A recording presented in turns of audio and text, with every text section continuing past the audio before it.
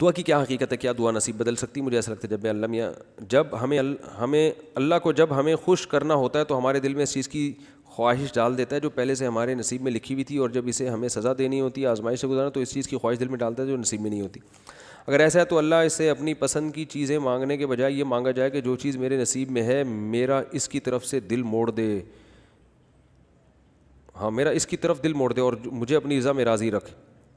بڑا خاندانی سوال ہے.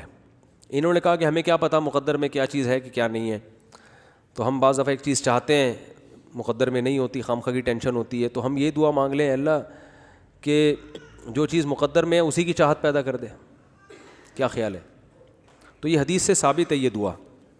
اس کے الفاظ کا مفہوم یہ ہے کہ اے اللہ جو چیز تجھے محبوب ہے نا تو میرے دل میں بھی اسی کی محبت ڈال دے, اور جن چیزوں کی محبت میرے دل میں ہے لیکن وہ مجھے ملنے والی نہیں ہے تو ان کے نام ملنے کو اپنی محبت کا ذریعہ بنا دے. کچھ اس طرح کے الفاظ ہیں, اس وقت پوری دعا ذہن میں نہیں آ رہی, پھر اگلے ہفتے بتاؤں گا انشاءاللہ. بہرحال آپ نارمل طریقے سے دعا مانگ لیں تو گورنمنٹ کی طرف سے کوئی پابندی نہیں. آپ کو جو چیز چاہیے اللہ سے مانگ لو, بھائی اللہ مجھے یہ دے دے, تو اللہ دے دے گا انشاءاللہ. ٹھیک ہے نا.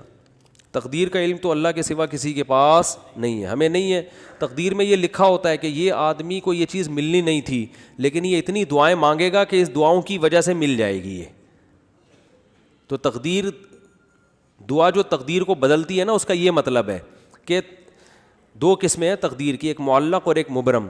معلق تقدیر میں لکھا ہوتا ہے جس کو چھوٹی تقدیر کہہ سکتے ہیں, اس میں لکھا ہوتا ہے اس کو یہ چیز نہیں ملے گی, لیکن اللہ کے علم میں یہ بات ہوتی ہے کہ یہ اتنی دعائیں مانگے گا کہ اصل میں تو ملنی نہیں تھی لیکن میں اس کی دعاؤں کی وجہ سے دے دوں گا. تو وہ بھی اللہ کے علم میں ہوتا ہے کہ یہ مانگے گا, تو وہ مانگنا بھی تقدیر میں اللہ کے علم کی وجہ سے شامل ہوتا ہے. تو اس بحث میں پڑے بغیر ہمارا کام ہے جو چیز سمجھ میں آ رہی ہے مانگ لو اللہ سے, کیونکہ اللہ نے عام طور پر یہی ہے کہ جو اسباب اختیار کرے گا اس کی مدد ہوگی. عام قانون یہی ہے. تو اسباب میں دعا مانگنا بھی ہے, تو دعا جو مانگے گا اللہ سے امید ہے کہ وہ اس کی دعا قبول ہوگی. ہم نے اسی جذبے سے مانگنا ہے. بھائی جو غیر ضروری بال ہیں ہمیشہ کے لیے صاف کروائے جا سکتے ہیں. میرے ذمے کئی نمازیں قضا ہیں کرنے کی, لیکن میں چاہتا ہوں کہ مزید قضا جمع نہ ہو. کیا میں ایسا کر سکتا ہوں کہ جن دن نماز قضا ہو جائے وہ اسی دن ادا کر لوں اور پرانی نمازیں بعد میں؟ 100% اسی طرح ہی کرنا پڑے گا آپ کو.